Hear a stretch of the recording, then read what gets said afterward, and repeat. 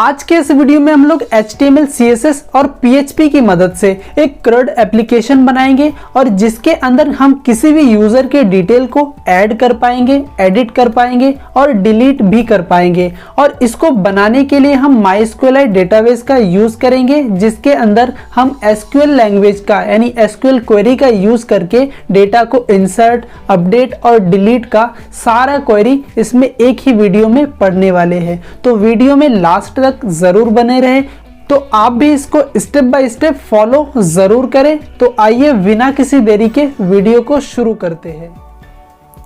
So friends, अब मैं आ चुका हूं अपने कंप्यूटर की स्क्रीन पे। तो आइए सबसे पहले एक CRUD एप्लीकेशन जो हमें बनाना है उसके लिए हम क्या करेंगे, डेटाबेस का यूज़ करेंगे, जिसमें हम डेटा को इंसर्ट करेंगे, डेटा को अपडेट करेंगे और डेटा को डिलीट भी कर पाएंगे। इस तरीके से कोई हमें एप्लीकेशन बनाना है। तो उसके लिए सबसे पहले क्या करते हैं कि हम PHP MyAdmin में जाते हैं। PHP MyAdmin जो कि एक SQLite डेटाबेस है जो कि SQL लैंग्वेज को फॉलो करता है। तो यहाँ पर सबसे पहले हम क्या करते हैं कि एक डेटाबेस बनाते हैं। इसके लिए आपका XAMPP सर्वर होना चाहिए। XAMPP सर्वर क्या होता है? XAMPP सर्वर एक लोकल में आपको सर्वर प्रोवाइड कराता है, जिसके अंदर दो चीज़ें आपको ऑन करना पड़ता है। अगर आप अपने सिस्टम में PHP के कोड को रन करना चाहते हैं तो अपाचे सर्वर आपका स्टार्ट होना चाहिए। और अगर आप डेटाबेस से डील करते हैं यानी PHP MyAdmin का यूज़ करते हैं तो आपका MySQL भी ऑन होना चाहिए। तो इसके बाद यहाँ पर मैं CRUD नाम से एक नया डेटाबेस बनाता हूँ। यहाँ पे डेटाबेस का नाम मैं लिखूँगा CRUD, CRUD। इस तरीके से मैंने यहाँ पे एक डेटाबेस बना लिया। और डेटाबेस बनाने के बाद अब इस डेटाबेस के अंदर हम टेबल्स बनाएंगे, जिसमें उस टेबल का नाम भी हम CRUD ही रख लेते हैं। कुछ भी नाम आप रख सकते हैं, कोई दिक्कत नहीं होगी। तो मैं यहाँ पे CRUD नाम से एक टेबल बना लिया, जिसमें 4 रोज ले लेते हैं। 4 रोज में क्या करेंगे, बेसिकली हम इसमें ये करना चाहते हैं कि एक यूज़र होगा, वो अपना इंफॉर्मेशन जो भी डिटेल डालना चाहते हैं उसको वो डाल पाए। तो सबसे पहले हमें क्या करना पड़ता है, एक आईडी लेनी पड़ती है। एक आईडी ले लिया, यूज़र का नाम, फ़ोन नंबर यानी मोबाइल, उसका ईमेल, क्योंकि दोबारा जब वो लॉगिन करेगा तो लॉगिन में यही सारी चीज़ें चाहिए होता है उन्हें। और भी अगर फील्ड हमें लेना चाहिए, जैसे कि 2 फील्ड हम और ले लेते हैं, जिसमें हम यूज़र का स्टेटस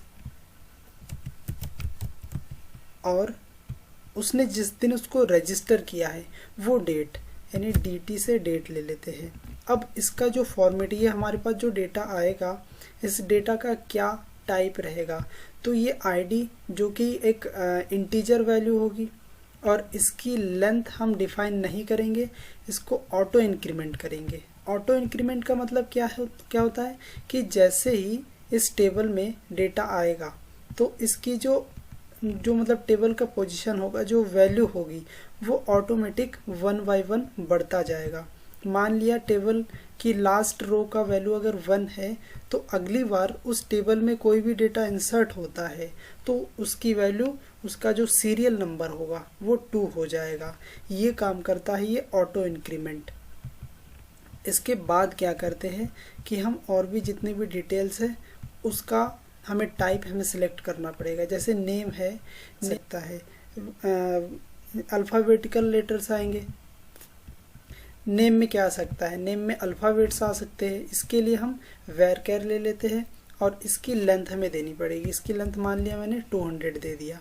उसके बाद mobile number, integer value, mobile number 10 digit का होता है।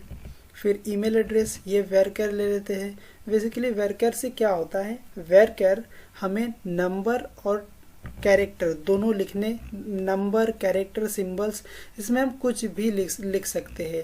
लेकिन जब हम इंटीजर टाइप को डिफाइन करते हैं तो इसके अंदर सिर्फ और सिर्फ नंबर्स लिख सकते हैं। इसके अंदर कोई भी हम अल्फ़ाबेटिकल कैरेक्टर्स नहीं लिख सकते हैं, लेकिन varchar में हम कुछ भी लिख सकते हैं। तो ईमेल में मैं इसको 25 दे देता हूँ, 25 दे देता हूँ ईमेल की लेंथ। उसके बाद यहाँ पे स्टेटस, स्टेटस बेसिकली ये क्या करेगा, 1 या 0 की बात करेगा।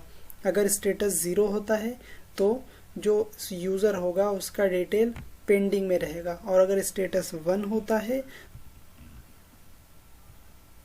तो वो जो यूज़र होगा वो एक्टिव होगा। उसके बाद डेट, डेट हम करंट डेट टाइम लेंगे और करंट टाइम स्टैम्प रखेंगे इसको, या फिर हम डेट वहाँ से इंसर्ट कराएंगे, वो सबसे सही रहेगा। या फिर करंट टाइम स्टैम्प अगर रखते हैं तो क्या होता है, ये जो हमारा करंट टाइम स्टैम्प, इसका मतलब ये होता है कि हमारा जो ये लोकल डिवाइस है, इस डिवाइस में उस टाइम पे जो डेट रहेगा, जो टाइम रहेगा, वो इसमें इंसर्ट कर देगा। यानी हमें एक्स्ट्रा एक रो बना के, मतलब एक वैल्यू हमें पास नहीं करनी पड़ेगी। जब भी इस टेबल के अंदर डेटा आएगा तो उस टाइम पे हमारे डिवाइस का जो डेट टाइम रहेगा वो टाइम इसमें ऑटोमेटिकली इंसर्ट हो जाएगा, हमें अपने आप से इंसर्ट नहीं कराना पड़ेगा। और इसकी वैल्यू हम 1 ले लेते, क्योंकि ये क्या करता है, ये 1 या 0, मतलब ये जो है, ये जो फील्ड, ये क्या करेगा, ये बेसिकली जैसे मैंने 1 लिखा है तो इसका मतलब ये है कि इस सेल के अंदर सिर्फ एक डिजिट आ सकता है। यानी जो भी डिजिट आएगा वो 0 से लेकर 9 के बीच में आएगा। 10 नहीं आ सकता है, क्योंकि 10 में 2 डिजिट हो जाते हैं। तो ये बेसिकली डिफाइन करता है स्पेस को, कि आप कितने डिजिट्स, कितने कैरेक्टर्स लिख सकते हैं। अब इसके बाद जैसे गो करेंगे तो हमारा इस तरीके से एक टेबल बन के तैयार हो जाएगा। तो इस तरीके से हमारे डेटाबेस का काम खत्म हो जाता है। हमारा डेटाबेस बन गया। अब डेटाबेस ये बन चुका है। उसके बाद जैसे मैं इसको मैं गलत कर रहा हूँ, मुझे यहाँ पे करना चाहिए। यहाँ नीचे आएंगे तो यहाँ पे सेव का ऑप्शन होगा, तो मैं जैसे सेव पे क्लिक करूँगा तो मेरा टेबल बन के तैयार हो जाएगा। इस तरीके से अभी ये प्रोसेस होगा, होने के बाद हमारा टेबल, ये देखिए हमारा एक टेबल बन के तैयार हो गया है। और अगर हम कोई नया टेबल बनाना चाहेंगे तो न्यू पे क्लिक करेंगे और सेम प्रोसेस होगा नए टेबल बनाने का। तो अब क्या करते हैं कि हम अपने सी ड्राइव के अंदर जाएंगे, जहाँ पे हमारा जैम्प रखा हुआ है। सी ड्राइव के अंदर जैम्प के अंदर htdocs, और इस htdocs के अंदर हम क्या करते हैं, राइट क्लिक करके एक फोल्डर बनाते हैं। राइट क्लिक किया और एक फोल्डर बना लेते हैं, और इस फोल्डर का नाम मैं रखूँगा CRUD, CRUD। इस तरीके से मैंने CRUD नाम से एक फोल्डर बना लिया है, और इसको मैं राइट क्लिक करके VS कोड में ओपन करता हूँ। अब VS कोड क्या होता है, अगर आप नहीं जानते हैं तो डिस्क्रिप्शन ये आई बटन में आपको उसका लिंक मिल जाएगा, आप वहाँ से जाके उसको चेकआउट कर सकते हैं। तो अब मैं इसके अंदर जो भी हमें कोड लिखना होगा, ये सारा कोड मैं यहीं पे लिखूँगा। अब क्या करते हैं कि इस पे क्लिक करके मैं एक फाइल बना लेता हूँ। अब हमारा फोल्डर है, इसके अंदर हम फाइल्स बनाएंगे। अब फाइल में हमारे पहले फाइल का नाम मैं क्या रख लेता हूँ, config.php।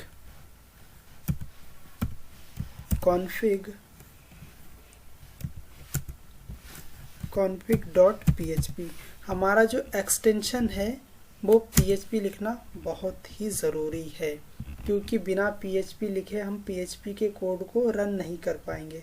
यहाँ पे जितने भी हमें फाइल्स बनाने हैं मैं सारा बना लेता हूँ एक बार में। एक हमें डेटा इंसर्ट कराना है तो इंसर्ट नाम से एक बनाता हूँ, इंसर्ट। एक हमें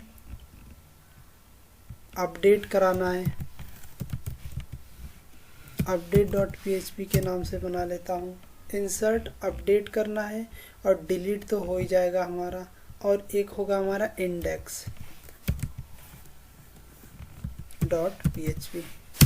अब बाय डिफ़ॉल्ट हमारा इंडेक्स वाला पेज चलता है। जैसे कि मैं अगर कुछ लिखूंगा इसमें, हेलो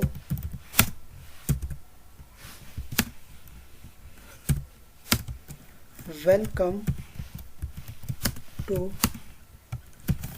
लर्न विद S2 ये अगर मैं लिखता हूँ और मुझे अगर इसको प्रिंट कराना होगा तो मैं सिंपली अपने क्रोम ब्राउज़र में चलता हूँ। क्रोम ब्राउज़र में यहाँ पर मैं लिखूँगा लोकल होस्ट स्लैश, उस फोल्डर का नाम लिखना है। उस फोल्डर का नाम क्या है, क्रड।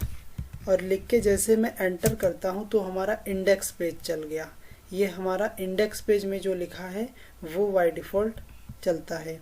अरे मैंने यहाँ पे हेलो की स्पेलिंग गलत लिख दी, HELLO।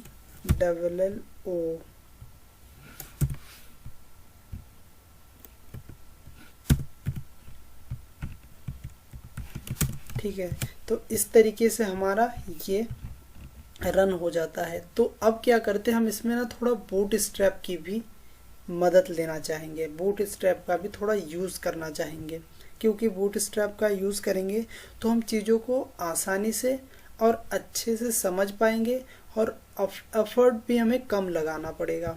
तो सिंपली मैं चलता हूँ बूट स्ट्रैप की वेबसाइट पे, bootstrap, get bootstrap. अभी बूट स्ट्रैप का 5 वर्जन चल रहा है, तो मेक श्योर आप 5 वर्जन ही यूज़ करना, क्योंकि 5 वर्जन में बहुत सारी चीज़ें आ गई है जो कि बूटस्ट्रैप 3 में नहीं मिलती थी। 4 में काफ़ी सारी चीज़ें मिल जाती थी, लेकिन 5 में और भी बहुत सारी चीज़ें मिलती है। तो आप 5 वर्जन यूज़ कीजिएगा। अब मैं क्या करता हूँ कि यहाँ पर डॉक्स पे क्लिक करता हूँ। डॉक्स पे क्लिक करने के बाद यहाँ पे नीचे आके ये जो टेम्पलेट है मैं इसको उठा लेता हूँ। ये क्या करेगा, बेसिकली हमारे वेबसाइट का लुक एंड फील बनाएगा, यानी हमारे वेबसाइट का एक स्ट्रक्चर बना के देगा। जैसे कि हम पहले जब हम HTML पढ़ते थे तो HTML में हमें HTML बॉडी स्टार्ट, HTML का टैग स्टार्ट करना पड़ता था, एंड करना पड़ता था। तो बूटस्ट्रैप ये सारी चीज़ें बना के दे दिया है। अब कहता है कि आप यहाँ से अपना कोड लिखना स्टार्ट कर दो। अब मैं यहाँ पे अपना कोड लिखूँगा। अब जैसे मैं इसको रन करूँगा तो मुझे हेलो वर्ल्ड दिखाई देगा। ये अब मैं क्या करता हूँ कि यहीं पे अपना सारा काम करूँगा। इसके अंदर सबसे पहले काम ये करता हूँ कि यहाँ पर एक कंटेनर लेता हूँ, डॉट।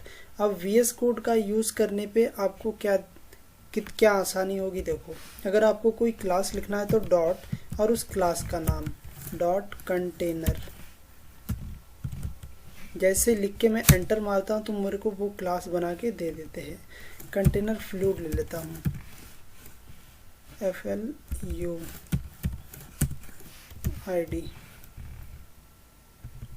अब उसके बाद मैं एक रो लेता हूँ, रो के अंदर फिर कॉलम। ये सारी चीज़ें अगर आप बूटस्ट्रैप पढ़ेंगे तो आपको अच्छे से पता लगेगा कि ये क्या कर रहा हूँ मैं। कंटेनर फ्लूइड क्या होता है, बूटस्ट्रैप की एक क्लास होती है जो कि हमें प्रदान करता है एक कंटेनर, यानी एक बॉक्स बना के देता है, पूरे स्क्रीन को एक बॉक्स बना देता है। और उसके अंदर मैं रो लेता हूँ। रो मतलब ये जो हमारा लाइन है, जैसे ये जो कोड का लाइन है, ये एक रो कह सकते हैं। इसके नीचे अगर ऐसा कुछ और हो लाइन होता है तो वो दूसरा रो, उस तरीके से होता है। और एक रो के अंदर हम कॉल 12 तक ले सकते हैं, यानी एक रो को हम 12 भागों में डिवाइड कर सकते हैं। तो मैंने 12 भागों में डिवाइड ना करके एक भागों मतलब पूरे 12 को एक में डिवाइड करा लिया, यानी एक बार में ही मैंने पूरे 12 का 12 कॉलम ले लिए हैं। तो अब मैं जो भी कोड लिखूंगा वो इसके अंदर लिखता हूँ। तो मैं फिर से बूटस्ट्रैप की वेबसाइट पे चलता हूँ और यहाँ पर मैं सर्च करूँगा नैवबार।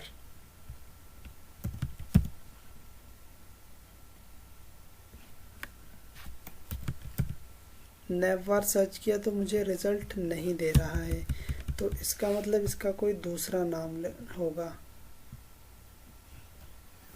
मेन्यू बार, ये भी रिज़ल्ट नहीं दे रहा है। तो मैं यहाँ पे देखता हूँ कि क्या नाम हो सकता है। पहले तो बूटस्ट्रैप में नैवबार सर्च करते ही आ जाता था, अब क्यों नहीं आ रहा है वो कुछ चीज़ें देखनी पड़ेगी। हाँ, ये है नैव बार। तो मैं ये वाला क्लिक करता हूँ तो मुझे कुछ नैव बार दिखने के यानी नेविगेशन बार दिखने को मिलेंगे। तो मैं ये वाला सिंपली उठा लेता हूँ। तो यहाँ पे क्लिक करूँगा तो मुझे पूरा कोड मिल जाएगा और मैं यहाँ पर इसको पेस्ट कर दिया। पेस्ट करने के बाद मैं जब रन करूँगा तो मुझे कुछ इस तरीके से दिखाई देने लगेंगे। तो अब मैं क्या करता हूँ कि यहाँ पर एक फॉर्म बनाता हूँ। इसमें एक फॉर्म बनाऊंगा और उस फॉर्म में जो भी डेटा होगा उस डेटा को डेटाबेस में इंसर्ट कराऊंगा। तो मैं सिंपली फिर से बूटस्ट्रैप की वेबसाइट पे जाता हूँ और यहाँ पर फॉर्म देखता हूँ फॉर्म कहाँ है। नहीं होगा तो मैं सर्च करके फॉर्म निकाल लूँगा। तो यहाँ पर फिर से सर्च करते हैं फॉर्म।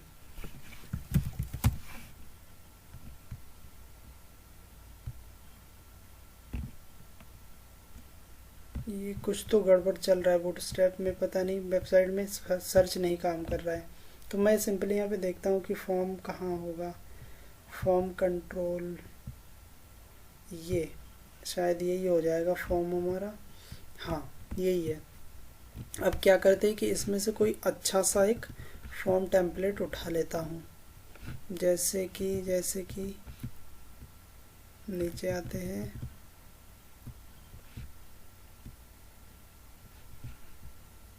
यही से उठा लेता हूँ पहला वाला। उसको थोड़ा सा हमें लिखना पड़ेगा, लिख लेंगे। ये वाला टेम्पलेट मैंने उठा लिया और इसको मुझे पेस्ट करना है ये जो नेविगेशन बार है इसके नीचे। थोड़ा नीचे आ जाते हैं, ये फॉर्मेट कर दिया। उसके बाद यहाँ पर कंटेनर के बाद मैं एक दूसरा कंटेनर लेता हूँ, या फिर यहाँ पर मैं ले लेता हूँ एक सेक्शन। उसके अंदर कंटेनर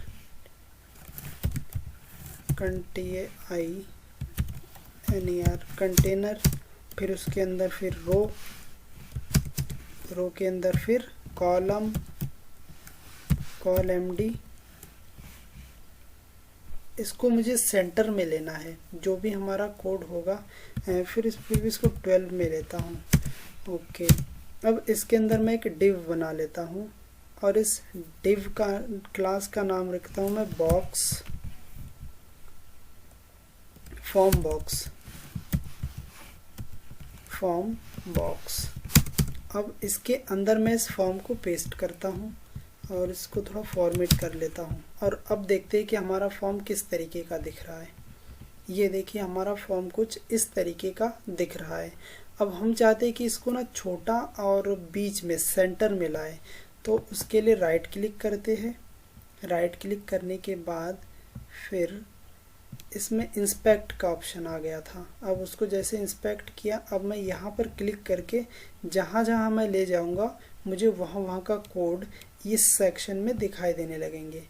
तो मैं जो फॉर्म बॉक्स बनाया था उसकी विड्थ अगर दे दूँगा, ये इसकी विड्थ अगर सेट कर दूँगा तो मुझे छोटा दिखाई देगा थोड़ा। तो इसकी विड्थ मैं दे देता हूँ 50%। तो ये देखो ये थोड़ा छोटा हो गया है। और उसके बाद जब मैं मार्जिन ऑटो करूँगा, मार्जिन ऑटो, तो ये सेंटर में आ जाएगा। अब ये जो कोड लिखा है मैंने CSS का, इसको हमें पेस्ट करना है। तो अब मैं क्या करता हूँ कि यहाँ पर ना CSS का भी एक फाइल बना लेता हूँ। style.css नाम से एक फाइल बनाया और उसके अंदर मैं डॉट फॉर्म बॉक्स हमारी क्लास का नाम था और उसके अंदर मैं ये इंसर्ट करा दूंगा। विड्थ कितना था 50% और मार्जिन ऑटो। बस अब जैसे मैं रिफ्रेश करूंगा तो मुझे इसी तरीके का फॉर्म दिखाई देगा। अब उस फॉर्म में क्या क्या डेटा होना चाहिए। हाँ, अभी नहीं दिखेगा। क्यों नहीं दिखेगा? क्योंकि ये जो हमारा पेज है ये इंडेक्स पेज है, लेकिन हमने कोड को लिखा है स्टाइल के अंदर। तो हमें क्या करना पड़ेगा, इंडेक्स पेज के अंदर स्टाइल पेज को कॉल करना पड़ेगा। तो मैं क्या करता हूँ कि इसको इंडेक्स पेज में कॉल करा लेता हूँ। इंडेक्स पेज के यहाँ पर मैं इसे कॉल करा लेता हूँ इस तरीके से। तो उसके लिए मुझे लिखना पड़ेगा LIN। जैसे मैं LIN लिखता हूँ तो ये देखो मुझे सजेशन दे रहा है कि आप किस टाइप के फाइल को इंक्लूड कराना चाहते हैं। तो मैं CSS के फाइल को इंक्लूड कराऊंगा। ऑटोमेटिकली देखो ये पूरा हमें लिख के दे दिया है, क्योंकि मैंने यहाँ पे स्टाइल लिखा था style.css और ये बाय डिफ़ॉल्ट style.css ही लिख के देता है।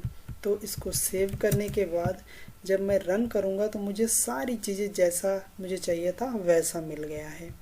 अब मैं क्या करता हूँ कि इसमें एक यूज़र होगा, उस यूज़र का डिटेल होगा। जैसे मैंने ये जो कॉलम्स बनाए इसके हिसाब से मुझे यहाँ पे फॉर्म बनाना पड़ेगा।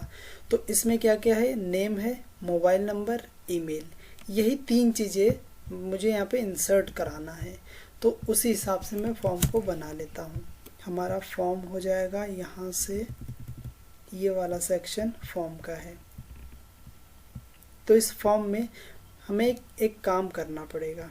इसमें हम क्या करते हैं कि ये जो बॉक्स है इसके अंदर, क्योंकि फॉर्म को हम सबमिट भी करेंगे तो हमें फॉर्म टैग स्टार्ट करना पड़ेगा। तो ये हो जाएगा हमारा फॉर्म,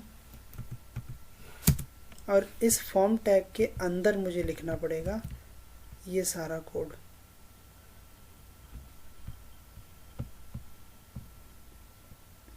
इतना सारा कोड मुझे फॉर्म के अंदर लिखना पड़ेगा। ठीक है, अब मैं क्या करता हूँ कि मुझे जो जो फील्ड चाहिए वो मैं ले लेता हूँ। एक तो चाहिए मुझे नेम, तो क्या करता हूँ मैं इसी की कॉपी कर लेता हूँ और एक्स्ट्रा जितनी भी चीज़ें वो मैं हटा देता हूँ। जैसे मुझे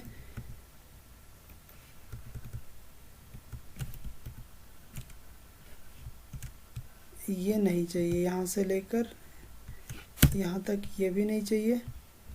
प्लेस होल्डर क्या करता है कि आपके ये जो नाम लिखा है ना, ये चीज़ लिखने का काम करता है। तो आई थिंक ये हमें चाहिए।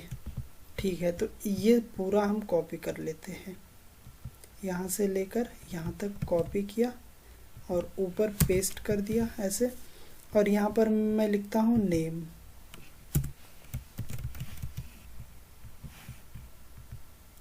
यहाँ पर टेक्स्ट, यहाँ पर भी टेक्स्ट। ये जो टाइप है, अगर टेक्स्ट लिखते हैं तो उसके अंदर टेक्स्ट लिख सकते हैं, और ये टाइप अगर ईमेल लिखते हैं तो इस बॉक्स के अंदर हमें ईमेल एड्रेस लिखना पड़ेगा। अगर नंबर लिखते हैं तो वो सिर्फ नंबर को उसके अंदर लिखने देगा, कोई भी कैरेक्टर्स नहीं लिखने देंगे। अब प्लेस होल्डर में मैं क्या डालता हूँ, एंटर योर नेम। तो इससे जो भी यूज़र आएंगे तो उसे पता चलेगा कि हाँ मुझे इस वाले कॉलम के अंदर नेम लिखना है, इसमें ईमेल लिखना है। एंटर योर नेम, ये हो जाएगा। फिर यहाँ पे ईमेल एड्रेस ये एग्जाम्पल में मिल जाएगा, और उसके बाद एक तीसरा हो जाएगा, ये नहीं होंगे, इसके जगह पे हमारा एक फ़ोन नंबर आ जाएगा।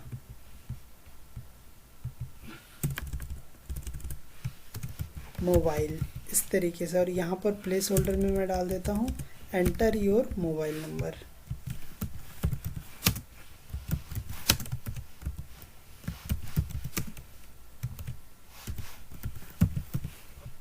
इस तरीके से ये हमारा बनके तैयार हो जाएगा। अब जैसे मैं रिफ्रेश करूँगा तो मुझे वो दिखाई देगा जो भी हमने यहाँ पे लिखा है। ये देखिए, अब क्या करते हैं कि ये जो हमारा फॉर्म बना है इसको सबमिट भी करना है। तो सबमिट करने के लिए एक सबमिट बटन होना चाहिए, तो वो बटन हम यहाँ पे लाते हैं।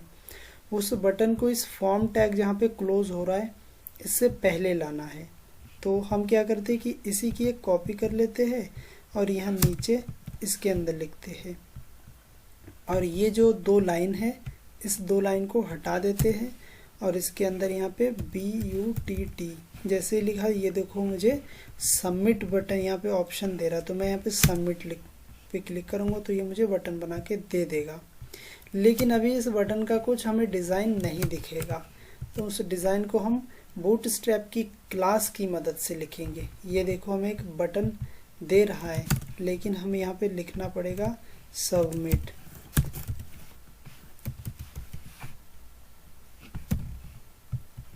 इस तरीके से हमें एक बटन मिल जाएगा। अब दिखने में ये उतना अच्छा नहीं है, लेकिन बूटस्ट्रैप की एक क्लास लिखेंगे तो ये हम अच्छा कर सकते हैं। वो क्लास क्या है, यहाँ पर लिखते हैं। बेसिकली ये जो हमारा टाइप है, इनपुट टाइप सबमिट, ये क्या करेगा, ये बताता है कि आपने जो बटन बनाया है और उसका टाइप्स अगर सबमिट है और वो बटन किसी फॉर्म के अंदर है, तो वो यह बताने की कोशिश करता है कि इस फॉर्म के अंदर जो भी डेटा है, इस बटन के क्लिक पे उस डेटा को सबमिट कर दो। सबमिट कहाँ कर दो, ये जो एक्शन है, इस एक्शन के अंदर हम जो भी यूआरएल पास करेंगे, यानी जिस भी पेज का लिंक देंगे, उस लिंक में ये सारा डेटा जो ये जो इनपुट फील्ड है, इसके अंदर जो भी हम डेटा फिल करेंगे, वो सारा डेटा उस पेज में भेज दो। तो यहाँ पर सबसे पहले क्या करते हैं, हम क्लास बनाते हैं और इस क्लास का नाम अगर हम btn लिखते हैं, फिर दोबारा btn, यहाँ पर प्राइमरी, इस तरीके से लिख देंगे तो हमारा जो बटन का कलर है वो ब्लू हो जाएगा। नहीं हुआ, क्यों नहीं हुआ, क्योंकि मुझे लगता है मैंने कोई गलती किया है। ये देखो btn होता है, btn,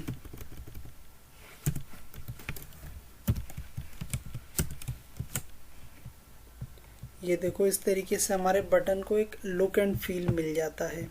अब क्या करेंगे कि इसमें जो भी डेटा हम सबमिट करेंगे, वो डेटा हमारे जहां हम सबमिट करना चाहेंगे वहां पे जा सके। तो उसके लिए सबसे पहले मैं क्या करता हूँ कि ये जो हमारा एक्शन है, इसको देता हूँ।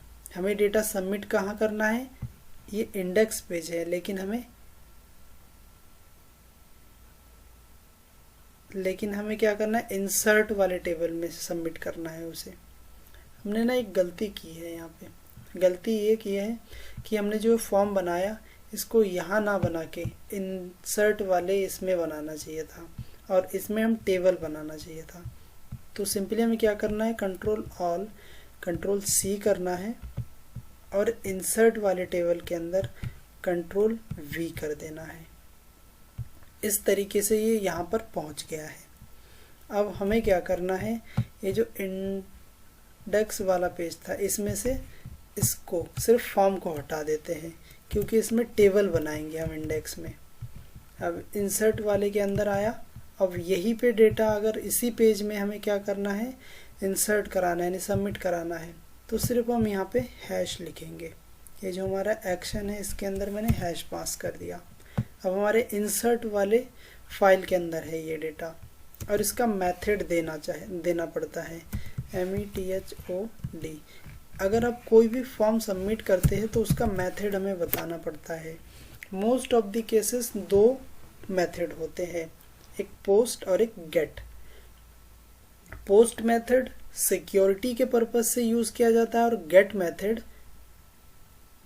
सिक्योरिटी के पर्पज से यूज नहीं होता है, वो हमें URL में दिखता है। अभी हम दोनों को वन बाय वन चेक करेंगे। जैसे अगर मैं गेट मेथड लिखता हूँ, गेट लिख दिया मैंने मेथड। अब अगर मैं इस फॉर्म को सबमिट करूँगा, यहाँ पे मुझे इंसर्ट लिखना पड़ेगा, क्योंकि हमें अब इंसर्ट वाले फाइल पे काम करेंगे, insert.php। तो ये देखिए इसमें दिखाई देगा। अब मैं इसमें कुछ भी डेटा लिखता हूँ, जैसे learn with S2 और इसका ईमेल learn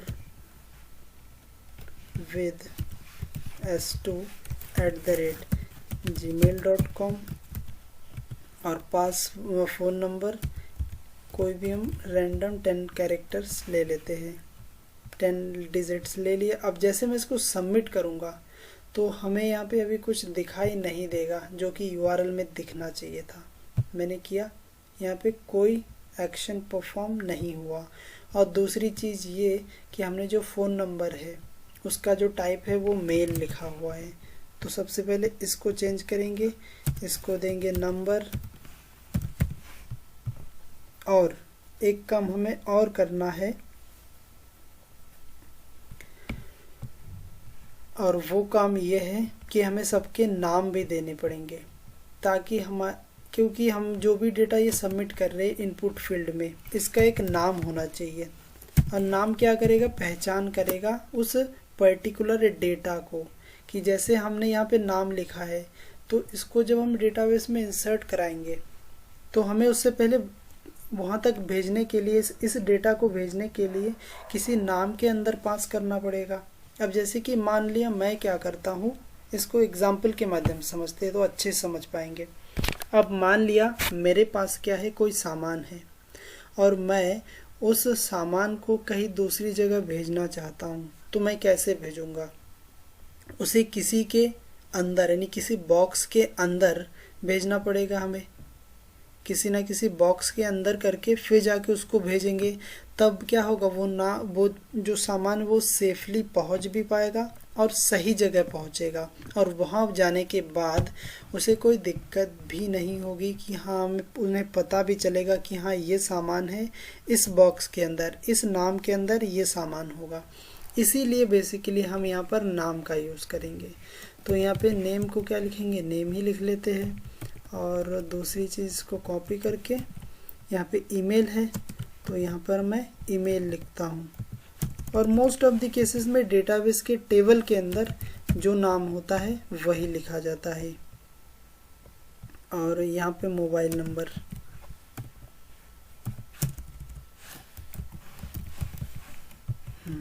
अब मैं एक बार इसको रिफ्रेश करूँगा। रिफ्रेश करके अब मैं डेटा को सबमिट करता हूँ। Learn with S2,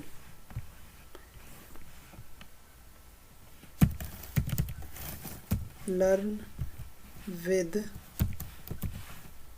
S2@gmail.com। Phone number 10 digit का ले लेते हैं। अब इसको जैसे मैं सबमिट करूँगा तो मुझे URL में ये सारा डेटा दिखाई देने लगेंगे। जैसे मैं इसको सबमिट करता हूँ तो ये देखिए यहाँ पर मुझे सारी चीज़ें दिखाई देने लगेंगे। क्यों दिखाई दे रहे, क्योंकि हमने जो मेथड यूज़ किया है वो गेट मेथड यूज़ किया, और गेट मेथड क्या करता है कि हमें वो URL में सारा डेटा दिखा देता है। तो हम क्या करेंगे, पोस्ट मेथड यूज़ करेंगे।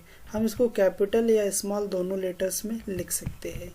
और अगर पोस्ट मेथड से करते हैं तो हमें URL में दिखाई नहीं देते हैं, हम जहां दिखाना चाहते हैं वहां दिखाई देता है। अब सिंपली मैं क्या करता हूं कि यहाँ पर PHP का कोड लिखता हूं, क्योंकि हम इसी पेज पे सबमिट कर रहे हैं। अब हमें डेटाबेस में डील करना है। अब मेन चीज़ अब आता है, अभी तक तो डिज़ाइनिंग का या फिर हम फॉर्म वॉर्म बनाने का सारा काम चल रहा था। अब मेन बैकएंड का काम, कहते हैं कि बैकएंड का काम करते हैं, बैकएंड पे करते हैं, तो वो काम यहाँ से स्टार्ट होता है। सबसे पहले हम डेटाबेस का कनेक्शन बनाते हैं। डेटाबेस का कनेक्शन बनाने के लिए हम कॉन्फ़िग वाले फाइल पे चलते हैं, क्योंकि देखो हमने जितने भी ये पेजेस बनाए हैं जैसे अपडेट, इंसर्ट, इंडेक्स, इन सारे पेजेस पे डेटाबेस का एक्सेस होना पड़ेगा, क्योंकि इन सब पे डेटाबेस से यानी बैकएंड पे काम होगा। तो हमें डेटाबेस का कनेक्शन इन सब में देना पड़ेगा। तो हम क्या करेंगे, इस पेज में डेटाबेस का कनेक्शन बनाएंगे और इस सारे पेज जो ये कॉन्फ़िग नाम का पेज है इसको इन सभी पेजेस में इंक्लूड करा देंगे। तो इस पेज में हम लाइन्स ऑफ कोड लिखेंगे जितने भी चाहिए होगा, और इस पेज में सिर्फ इंक्लूड कराना है। इंक्लूड कराने के लिए एक लाइन का कोड लिखेंगे तो वो हमें वहाँ पे डेटाबेस का एक्सेस मिल जाएगा। तो सिंपली यहाँ पे PHP टैग के अंदर डेटाबेस का कनेक्शन बनाने के लिए क्या लिखना पड़ता है, अब हमें याद तो है क्या लिखना पड़ता है, लेकिन फिर भी अगर आपको दिक्कत होती है लिखने में, क्योंकि शुरू में दिक्कत सबको होती है, मुझे भी होती थी, तो क्या करना, आप सिंपली यहाँ चले जाना। ये वेबसाइट आपके लिए बहुत ज़्यादा हेल्पफुल होने वाली है। आप अपने कोडिंग अगर स्टार्टिंग किया है तो आप इस वेबसाइट से विज़िट करके आप बहुत ही अच्छे से आसानी से आसान भाषाओं में सीख सकते हैं जो भी कोड चाहिए होगा।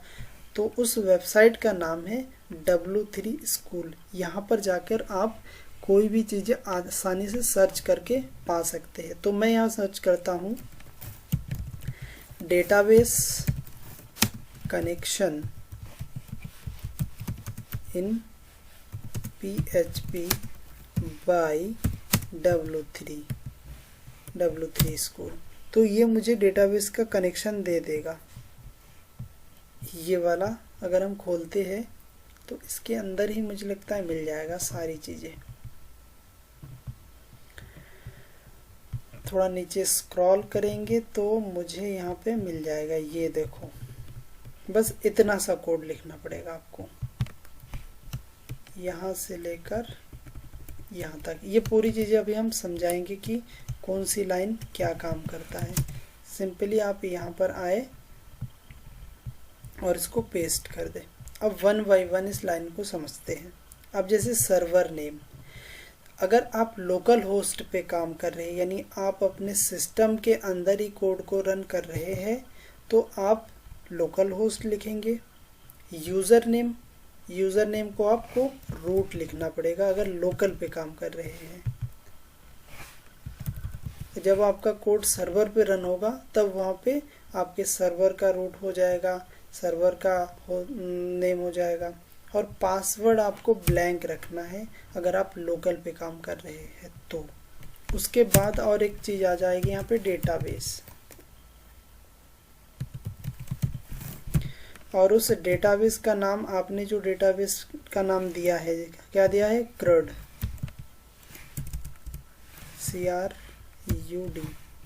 CRUD दिया है। अब इसको भी हमें यहाँ पे पास करना पड़ेगा। यहाँ पर पासवर्ड के बाद मैंने ये पास कर दिया।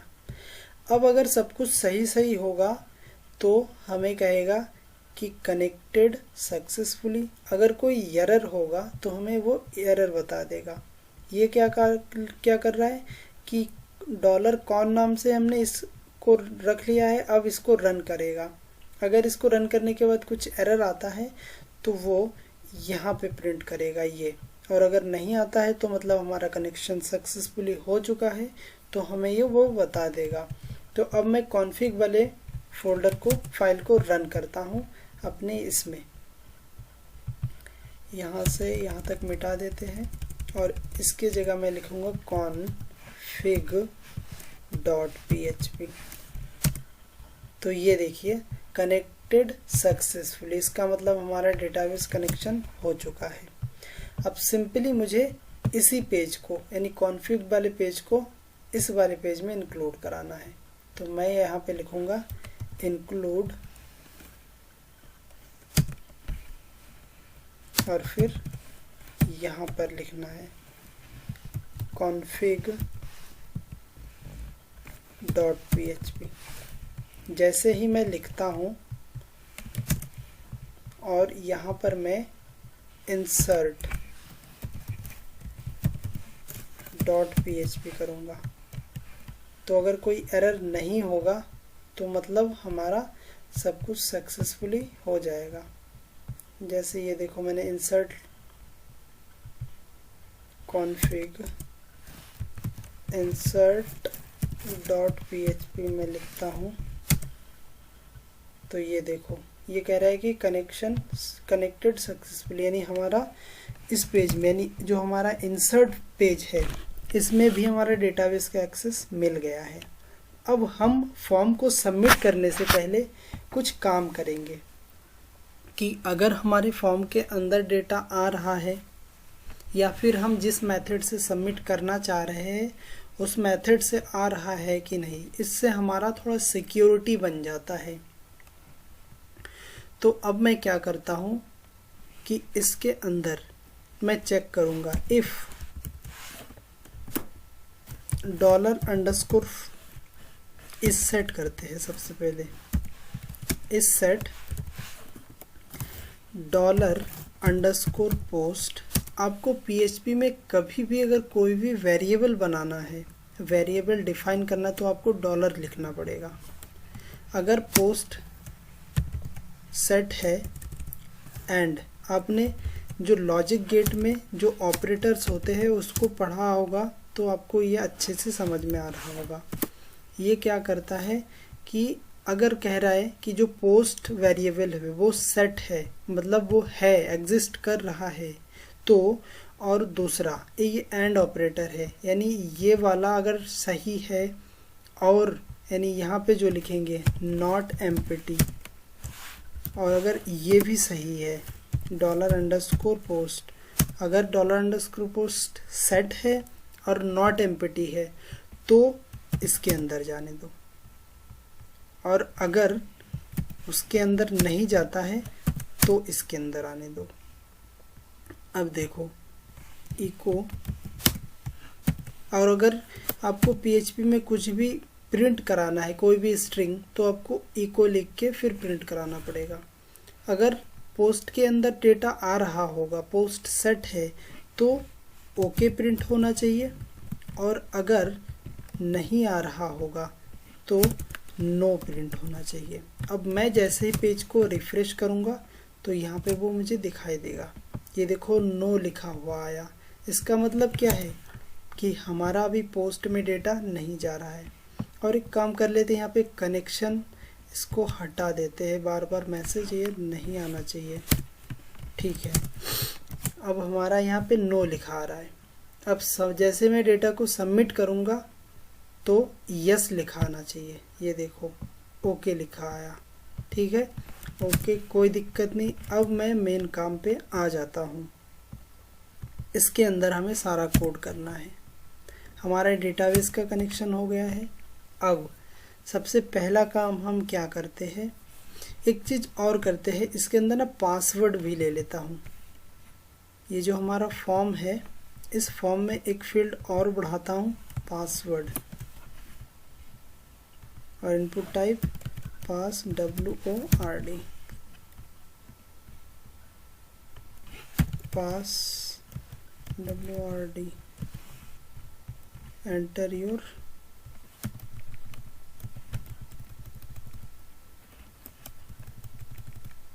पासवर्ड। इसका नाम पास WORD पासवर्ड। ठीक है, और डेटाबेस के अंदर जाते हैं। उस टेबल के अंदर एक रो और बढ़ानी पड़ेगी। एक रो बढ़ाने के लिए इस पर क्लिक करेंगे और ये पूछता है आप कहाँ बढ़ाना चाहते हैं, तो मैं ईमेल के बाद ही एक रो बढ़ाऊंगा। और इस रो का नाम मुझे क्या डिफाइन करना है, इस रो का नाम हम पासवर्ड लिखेंगे, PASSWORD पासवर्ड, और इसका वैरकर रखेंगे और 250 रख लेंगे साइज। हो गया, इस तरीके से हमारा ये बन जाएगा। और अब हम क्या करते हैं, इसको रिफ्रेश करेंगे।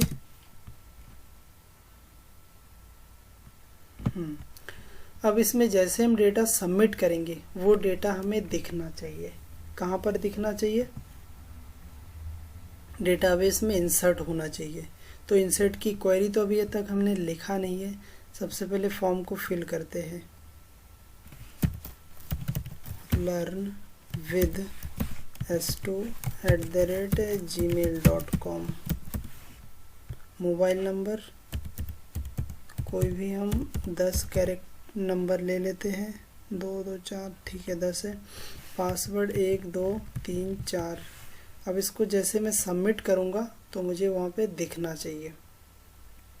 ओके, लेकिन अभी नहीं दिखेगा क्योंकि हमने इसको प्रिंट नहीं किया है।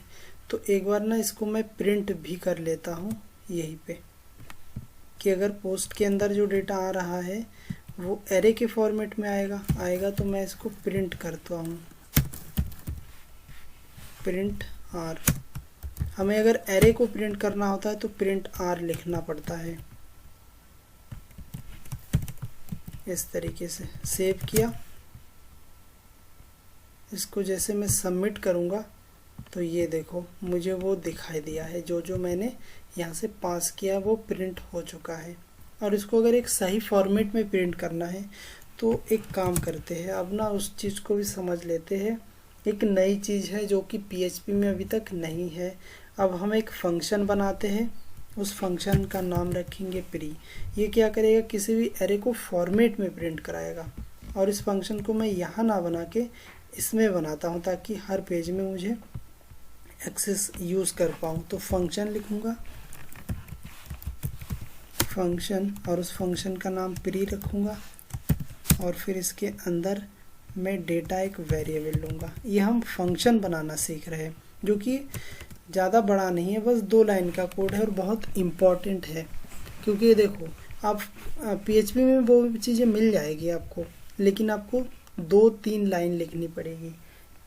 आपको अगर कोई भी एरे का डेटा एक अच्छे फॉर्मेट में प्रिंट कराना है तो 2 लाइन लिखना पड़ेगा, और इससे सिर्फ प्री लिखो और उसके अंदर एरे पास कर दो, हो जाएगा। अब वो लाइन क्या है, फंक्शन क्या है, फंक्शन है प्री, ऐसे लिखना है। फिर इसके अंदर, सॉरी मैं गलत लिख रहा हूँ, इको डबल कोड के अंदर इस तरीके से प्री लिख देना है। इसको बंद करना है, नीचे प्रिंट अंडरस्कोर आर, और इसके अंदर डॉलर डेटा लिखना है। हाँ, इस तरीके से यहाँ पर लिखना है और इसको सेव कर देंगे। और इस वाले फंक्शन को, प्री को हमने यहाँ पे कॉल कर लिया। अब जैसे मैं रिफ्रेश करूँगा तो ये देखो मुझे इस तरीके से वो डेटा दिखाई देगा एक अच्छे फॉर्मेट में। अब मेन काम पे आते हैं और SQL की क्वेरी लगाएंगे। तो सबसे पहले हमारे पास पोस्ट में जो डेटा आ रहा है वो 1 बाय 1 एक वेरिएबल में स्टोर करा लेते हैं। जैसे नेम है, नेम को नेम वाले वेरिएबल में स्टोर कराएंगे, $_post नेम। अब इसकी रेप्लिका बना लेते हैं। VS कोड में इसकी रेप्लिका बनाने के लिए शिफ्ट ऑल्ट और डाउन एरो दबाएंगे तो ऐसे ऐसे ये कॉपी होता जाएगा। और फिर इसका नाम हमें ईमेल रखना है, फिर इसका नाम मुझे मोबाइल नंबर, और इसका नाम मुझे पासवर्ड, और सबका नाम यहाँ पे भी चेंज करना है। इसका नाम ईमेल, इसका नाम मोबाइल, और इसका नाम पासवर्ड।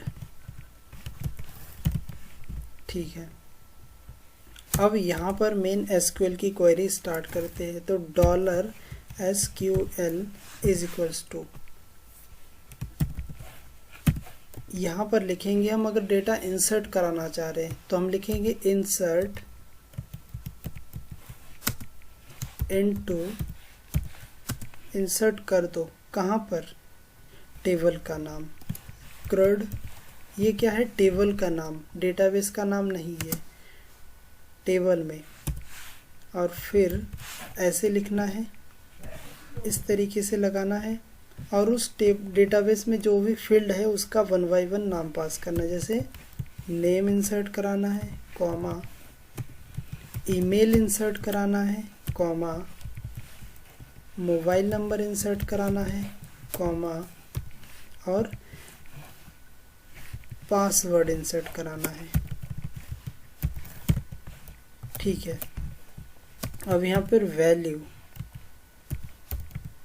वैल्यूज़ लिखना है, VALUES, वैल्यूज़। फिर जाके ये लगाना है और 1 बाय 1 हमें उस वेरिएबल को पास कर देना है। $name,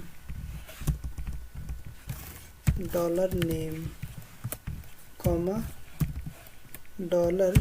$email, comma, $mobile number, comma, $password. इस तरीके से हमने ये पास कर दिया। ये हमारा एसक्यूएल की क्वेरी बन गई है।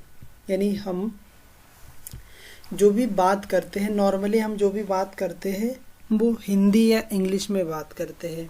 अब कंप्यूटर डेटाबेस वो क्या करेगा, वो भी बात करेगा, उनको भी बताना पड़ेगा समझाने के लिए।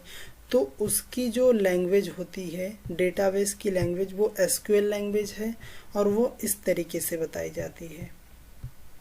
अब ये जैसे कि चलने के लिए हमें एक फंक्शन कॉल करना पड़ेगा जिसके अंदर हमें ये सारी डेटा पास करनी पड़ेगी। और वो फंक्शन क्या है, अगर आपको नहीं पता है कि वो क्या है तो फिर से आप यहाँ पर W3 की वेबसाइट पे जाए और यहाँ पर सर्च करें इंसर्ट क्वेरी। तो ये देखो डेटा इंसर्ट डेटा का क्वेरी मिल जाएगा आपको। इस तरीके से इस पर क्लिक करेंगे और यहाँ पर मुझे ये मिल जाएगा। ये देखो मैंने जैसे लिखा था इन्होंने भी उसी तरीके से लिख रखा है और फिर ये लाइन उन्होंने कॉल किया है। इस तरीके से मैं इसको कॉपी किया, यहाँ पर पेस्ट किया। ये लाइन क्या काम कर रहा है एक बार इसको समझ लेते हैं। अब हमने $कॉन नाम से एक वेरिएबल डिफाइन किया था कॉन्फिग में। यहाँ पर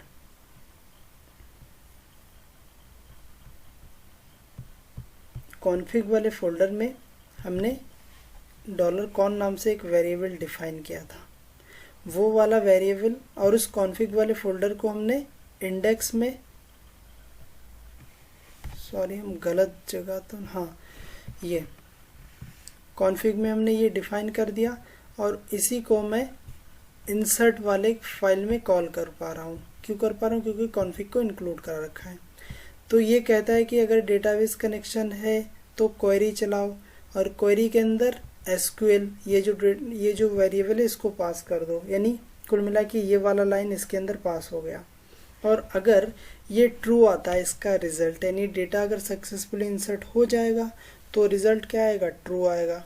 और ट्रू आएगा तो हमें ये वाला मैसेज दिखाई देगा और फॉल्स आएगा तो ये वाला मैसेज दिखा देगा। तो अब हम क्या करते हैं कि इसको रन करते हैं। अब जैसे मैं इसको यहाँ पे क्या करूँगा, रिफ्रेश करूँगा। रिफ्रेश करते ही हमारा डेटाबेस में डेटा इंसर्ट हो जाना चाहिए। ये देखो हमें मैसेज आ गया कि आपका डेटा इंसर्ट हो चुका है। और मैं यहाँ से ये प्रीव्यू हटा देता हूँ। अब ठीक है। अब एक बार डेटाबेस में चेक करते हैं कि डेटा सच में इंसर्ट हुआ है या नहीं।